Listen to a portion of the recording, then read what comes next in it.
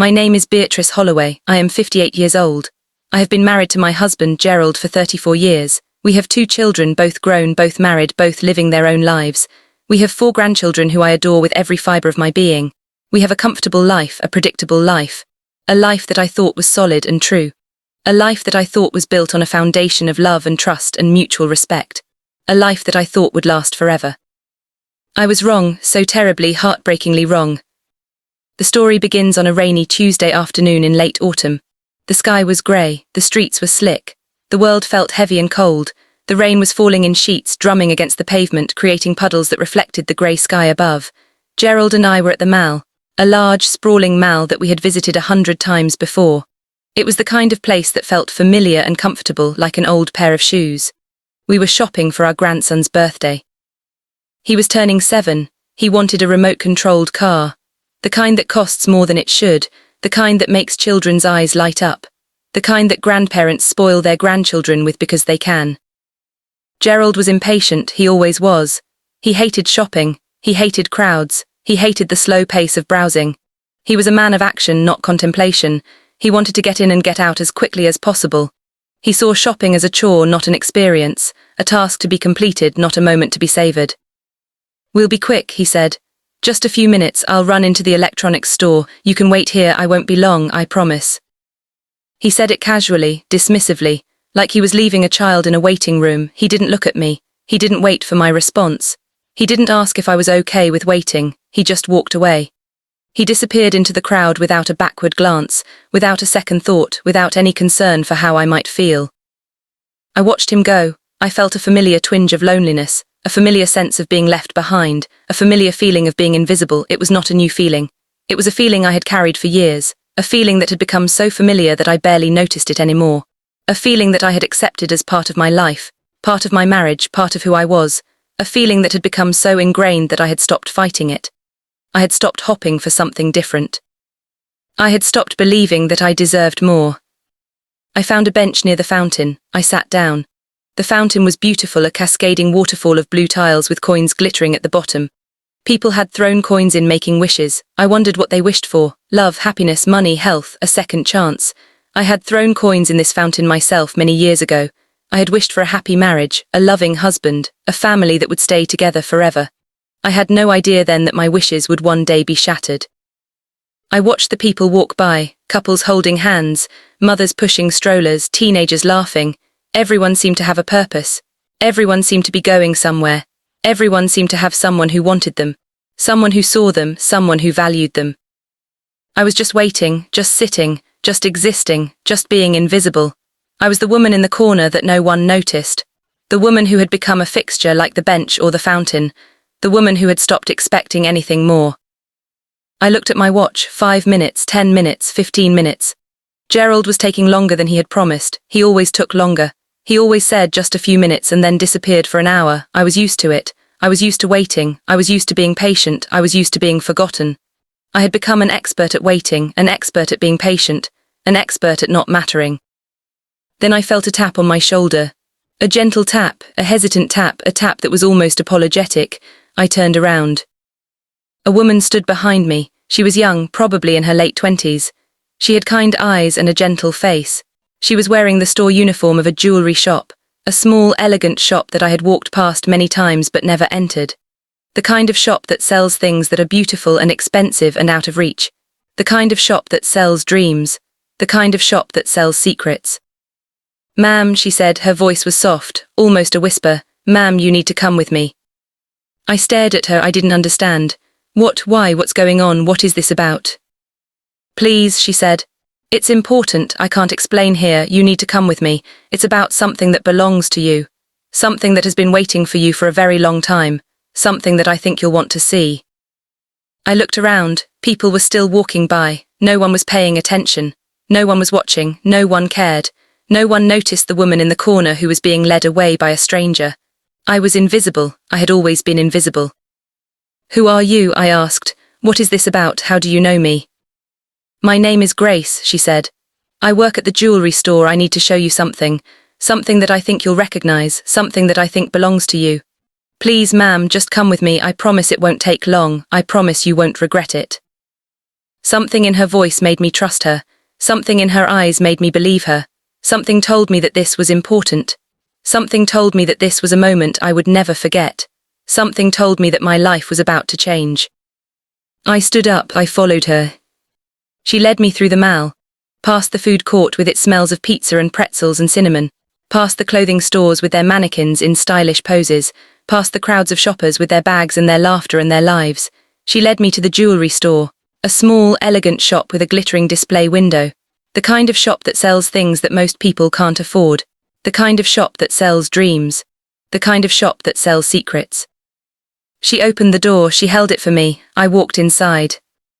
The store was empty, no other customers, just me and Grace and another woman standing behind the counter, an older woman, a distinguished woman, a woman who looked like she was in charge, a woman who looked like she had been waiting for me, a woman who looked like she had something important to say. "Ma'am," Grace said, "this is our manager, Mrs. Patterson. She needs to speak with you. She's the one who found it. She's the one who recognized it. She's the one who wanted to tell you." Mrs. Patterson looked at me. Her eyes were kind. Her voice was gentle. She had the face of a woman who had seen many things and was not easily surprised. The face of a woman who had learned to expect the unexpected. "Mrs. Holloway," she said, "I have something to show you. Something that has been waiting for you for a very long time. Something that I think belongs to you. Something that I think you've been searching for." She reached under the counter. She pulled out a small velvet box. She opened it. Inside was a ring, a beautiful ring, a diamond ring, an engagement ring, but not just any engagement ring.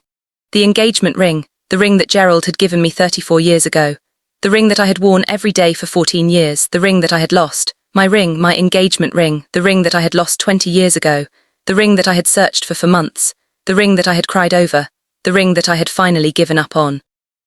The ring that I had never expected to see again. My ring, my precious, beautiful, irreplaceable ring. The ring that held so many memories. The ring that symbolized so much love. The ring that had been a part of me for so long. I stared at it, I couldn't breathe, I couldn't speak, I couldn't think. The world was spinning, the room was tilting. I grabbed the counter to steady myself. "Where did you find this?" I whispered. "How did you get this? How is this possible? I lost this ring 20 years ago. I searched everywhere, I looked everywhere, I never found it, I gave up hope. I never expected to see it again. I thought it was gone forever." Mrs. Patterson looked at me. Her face was serious. Her voice was careful. She was choosing her words carefully like she was walking on eggshells. "This ring was brought in for repair 2 weeks ago," she said. "It was brought in by a woman who said it belonged to her. A woman who said it was her engagement ring. She wanted it resized. She said it was too big for her. She said it had been her mother's ring. She said she had inherited it. She said it was a family heirloom." I stared at her. The words didn't make sense. They couldn't make sense. They were too impossible, too absurd, too cruel. They were the words of a nightmare I couldn't wake up from. "A woman," I said. "What woman? Who was she? What did she look like? How did she get my ring? Why would she have my ring?" Mrs. Patterson hesitated. She looked at Grace. Grace looked at the floor. They were both uncomfortable. They were both nervous. They were both trying to find the right words. They were both dreading what they had to tell me. "The woman was with your husband," Mrs. Patterson said. "She was with Gerald. They came into the store together. They were holding hands, they were laughing, they were close, very close, intimate. It was clear that they were more than friends. It was clear that they were a couple. It was clear that they were in love. It was clear that this was not a casual relationship." The world tilted, the room spun. I grabbed the counter to steady myself. My heart was pounding. My hands were shaking, my mind was reeling. I felt like I was going to be sick. "My husband," I said. "My husband was with another woman. My husband gave her my ring, my engagement ring. The ring I lost 20 years ago. The ring he gave me on our wedding day. The ring he promised would bind us together forever. The ring he gave to another woman. The ring he gave to his mistress." Mrs. Patterson nodded. Her face was full of sympathy. Her eyes were full of pain. She was a stranger, but she felt my pain. She understood my betrayal. She knew what it was like to have your world shatter in an instant. "I'm sorry, Mrs. Holloway," she said. "I'm so sorry. I didn't know who you were. I didn't know whose ring it really was. I didn't know the story behind it. I didn't know the history. But then I saw you yesterday. I saw you walk by the store. I saw you with your husband. I saw the ring on your finger. The wedding band, the one that matched this engagement ring. The one that was clearly part of a set. I knew it was yours. I recognized you. I recognized the ring. I knew I had to tell you." I knew I had to show you the truth. I looked at the ring. My ring, the ring that Gerald had given me on our wedding day, the ring that he had promised would bind us together forever. The ring that he had given to another woman, the ring that had been brought in for resizing. The ring that was too big for her, the ring that was a symbol of everything I had lost, everything I had given, everything I had sacrificed. How long, I asked. How long has this been going on? How long has he been with her? How long has he been lying to me? How long has he been living a double life? I don't know, Mrs. Patterson said. I only know what I saw, the woman, the ring, your husband, they were together, they were close, they were intimate. It was clear that they were more than friends. It was clear that this had been going on for a while. It was clear that they were in love. I didn't say anything, I couldn't speak, I couldn't breathe, I couldn't think. My mind was a blank, my heart was a void, my soul was shattered. I felt like I was falling into a deep, dark hole with no bottom. Can I see it? I asked. Can I see the ring? Can I hold it? Mrs. Patterson handed me the velvet box. I took it. I held it in my trembling hands. I looked at the ring. My ring, the ring that I had worn for 14 years, the ring that I had loved, the ring that I had lost, the ring that had been stolen from me, the ring that had been given to another woman, the ring that had been betrayed. I held it up to the light. The diamond sparkled. It was beautiful, it was precious, it was everything I had ever wanted. And it was a lie. I took a deep breath. I handed the box back to Mrs. Patterson. My hands were shaking, my voice was trembling, I could barely get the words out. Thank you, I said. Thank you for telling me, thank you for showing me, thank you for being honest, thank you for having the courage to speak the truth. Thank you for not keeping this secret. Mrs. Holloway, she said, are you going to be okay? Do you need us to call someone? Do you need help? Can we do anything for you? No, I said. I'm fine, I just need to think, I need to process, I need to figure out what to do next. I need to go home, I need to face my husband, I need to face the truth. I need to face the life that I thought I had. I walked out of the store, I walked out of the mall, I walked to my car. I sat in the driver's seat, I stared at the steering wheel. I didn't cry, I didn't scream, I just sat there, feeling nothing, feeling everything. Feeling the weight of 34 years of lies crashing down on me. Gerald called me an hour later. His voice was cheerful, carefree, oblivious. He had no idea that his world was about to collapse. He had no idea that I knew everything. He had no idea that his carefully constructed house of cards was about to come tumbling down. Beatrice, he said, where are you? I came back to the bench and you were gone. Did you get bored? Did you go for a walk? Did you get tired of waiting? Did you find something to do? Where are you? I asked. My voice was flat, emotionless, controlled. I was holding myself together by a thread. I'm still at the mall. I got held up, the store was busy, I couldn't find the car he wanted, I had to order it, I had to fill out paperwork, I had to deal with a difficult salesperson. I'm sorry it took so long.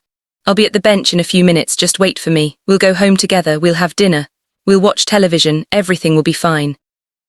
Gerald, I said, who is she? There was a pause, a long pause, a pause that told me everything I needed to know. A pause that confirmed every suspicion I had ever had. A pause that shattered the last remnants of my trust. A pause that told me that my marriage was over. Who is who? He said. His voice was careful, controlled. He was trying to sound casual. He was failing miserably. I could hear the panic in his voice, the fear, the guilt. The woman you gave my ring to, I said. The woman you were with at the jewelry store. The woman who brought in my engagement ring for resizing. The woman who said it was her mother's ring. The woman who is wearing my ring. The woman who is your mistress. Who is she, Gerald? Tell me the truth. For once in your life, tell me the truth. I deserve to know. The silence was deafening. I could hear him breathing. I could hear him thinking. I could hear him trying to come up with a lie. I could hear his mind racing, searching for an escape. I could hear the panic building. I don't know what you're talking about, he said. I don't know any woman, I don't know anything about any ring. You're confused, you're upset, you're imagining things, you're not thinking clearly. You need to calm down. I'm not confused, I said. I'm not upset, I'm not imagining things. I was at the jewelry store, I saw the ring, I talked to the manager, she told me everything. She told me about the woman, she told me about you. She told me about the ring, my ring, the ring you gave me 34 years ago. The ring I lost 20 years ago, the ring you gave to someone else. The ring that was brought in for resizing. The ring that was too big for her. Who is she, Gerald? Tell me the truth, I'm not going to ask again. He didn't answer, he couldn't answer, he had no answer. He had no defense, he had no excuse. He had been caught, he had been exposed, he had been found out. His lies had finally caught up with him. I'm coming home, I said. We need to talk about everything. We need to talk about our marriage, we need to talk about our future. We need to talk about the truth, the whole truth, and nothing but the truth. I'm tired of living a lie. I hung up, I started the car, I drove home. Gerald was waiting for me in the living room. He was sitting on the couch. His head was in his hands. He looked broken. He looked defeated. He looked like a man who had been caught, a man who had been exposed, a man who had lost everything, a man who had finally run out of lies. Sit down, I said. Tell me the truth, tell me everything, don't leave anything out, don't lie to me, don't protect yourself, just tell me the truth, the whole truth. I deserve to know. After 34 years, I deserve the truth. He looked at me, his eyes were red, his face was pale, he looked like he had been crying. But I didn't feel sorry for him, I didn't feel anything for him, I felt empty, hollow, numb. Her name is Vanessa, he said. I met her 5 years ago, she's 32 years old. She works at my company, she's a junior executive, she's ambitious, she's smart, she's beautiful, she's everything I wanted. She's everything I thought I had lost, she's everything I thought I deserved. Everything you wanted, I repeated. What about me, what was I, what did I mean to you, what was I supposed to be? You were my wife, he said. You were the mother of my children, you were the woman who supported me, you were the woman who sacrificed for me, you were the woman who loved me, you were the woman who was always there, but you weren't. You weren't exciting, you weren't passionate, you weren't new, you weren't young. You weren't beautiful, not like she is, not like she was, not like she will always be. You were comfortable, safe, predictable. She was exciting, dangerous, new. I felt the words like a physical blow. Each one was a knife, each one was a wound, each one was a betrayal. Each one was a reminder of everything I had given up, everything I had sacrificed, everything I had lost, everything I had thought was real. 5 years, I said. You've been with her for 5 years, you've been lying to me for 5 years, you've been cheating on me for 5 years, you've been living a double life for 5 years, you've been giving her my ring, my engagement ring, the ring that was supposed to symbolize our love, our commitment, our forever. The ring that you promised would bind us together until death do us part. The ring that you gave to another woman, the ring that she wore while you held her hand. I didn't mean to hurt you, he said. I didn't want to hurt you, I was lonely, I was bored, I was tired of the same routine. I wanted something different, something new, something exciting. Something that made me feel alive again, something that made me feel like I was still young. Something that made me feel like I still mattered. Something exciting, I said. You wanted something exciting, so you found a younger woman, a beautiful woman, a woman who made you feel young, a woman who made you feel alive, a woman who made you forget that you had a wife who loved you, a wife who supported you, a wife who sacrificed everything for you, a wife who gave you children, a wife who gave you a home, a wife who gave you a life, a wife who gave you everything she had. I'm sorry, he said. I'm so sorry, Beatrice, I know that doesn't make it better, I know that doesn't make it right. But I'm so sorry, I never meant to hurt you, I never meant to betray you, I was weak, I was selfish, I was cruel, I was wrong about everything. I looked at him, my husband of 34 years, my partner, my best friend, my betrayer, the man I had loved, the man I had trusted, the man I had given everything to, the man who had thrown it all away. I want you to leave, I said. I want you to pack your things and leave, I don't want to see you, I don't want to talk to you, I don't want to hear your voice, I don't want to hear your excuses, I don't want to hear your apologies, I want you to leave, now, today. Forever, I don't want you in my life anymore. He nodded, he stood up, he walked to the bedroom, he packed his things, he walked out the door. He didn't look back, he didn't say goodbye, he didn't apologize again, he just left. I sat in the living room, I sat in the silence, I sat in the emptiness. I sat in the ruins of my marriage, I sat in the wreckage of my life. The days that followed were a blur. I cried, I screamed, I raged, I mourned the loss of my marriage, I mourned the loss of my trust, I mourned the loss of my faith in love. I mourned the loss of the man I thought I knew, I mourned the life I thought I had. I talked to my children, they were shocked, they were angry, they were devastated, they couldn't believe that their father had done this. They couldn't believe that their father had betrayed their mother. They couldn't believe that their father had been living a double life for 5 years. They couldn't believe that everything they thought they knew about their family was a lie. I talked to my friends, they were supportive, they were kind, they were there for me, they helped me through the darkest moments. They held my hand, they dried my tears, they listened to my pain, they reminded me that I was not alone. I started seeing a therapist, I needed help, I needed to process, I needed to heal, I needed to find a way to move forward, I needed to find a way to forgive, not Gerald.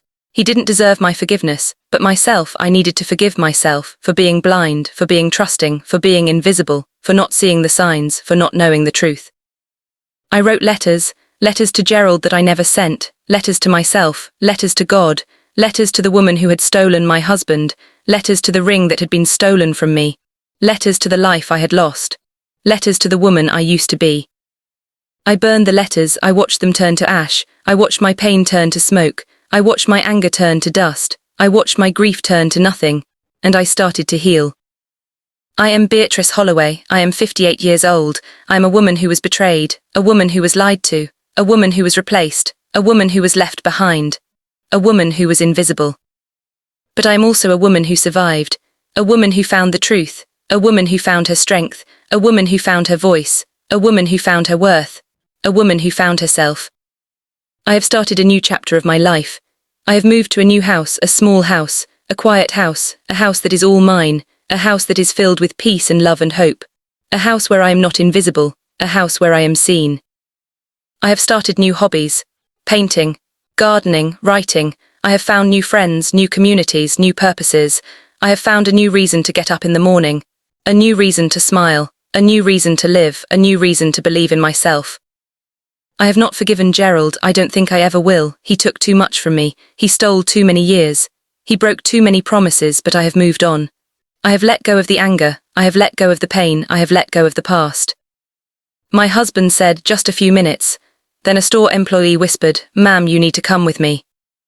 And those few minutes changed everything. They shattered my world, they broke my heart, they stole my innocence, they revealed the truth, they set me free.